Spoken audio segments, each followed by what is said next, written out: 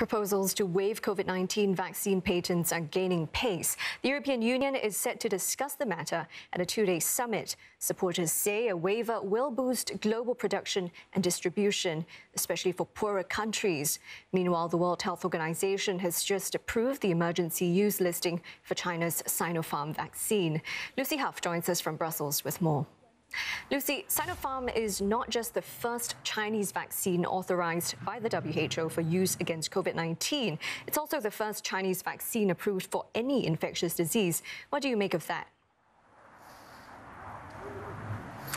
Well, it's certainly a big milestone for Beijing, which had been forced to wait some time for this verdict. It was due to come earlier on this week, and certainly there were a lot of people here in Brussels and in Beijing on tenterhooks waiting to see whether or not the WHO would issue emergency authorization. It has now issued emergency use for the Sinopharm vaccine, which is, as I say, a big boost for that Chinese manufacturer. They have confidence that the vaccine is safe and effective, the two-dose shot for adults over the age of 18, and that it should be added to the COVAX facility, the WHO co-led facility that aims to ensure fair global distribution of vaccines. So this is particularly a big boost for the developing world, but there is still some reservations about the efficacy of the vaccine, given that in some parts of the world, some 65 million doses of this vaccine have been distributed.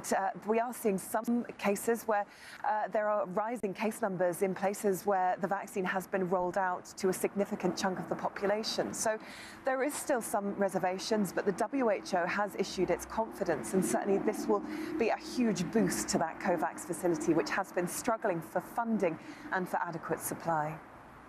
Now, on that patent waiver here, there doesn't seem to be a consensus on this waiver among EU members.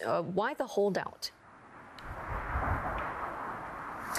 Yeah, we're hearing a lot of different comments from EU leaders arriving in Porto in Portugal for a two-day summit. We know that the plans have the support of French President Emmanuel Macron, who said he's strongly in favour of an intellectual property waiver, which would, he say, lead to an influx or increased supply in the developing world, which is, of course, extremely necessary given what we're seeing in Brazil and in India.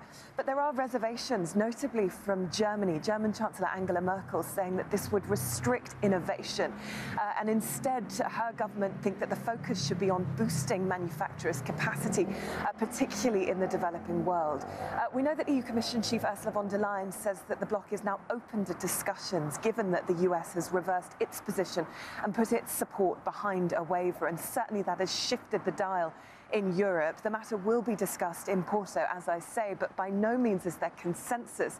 There are also other options, such as the third way put forward by WTO Director General, saying that this is essentially about licensing agreements under multilateral rules.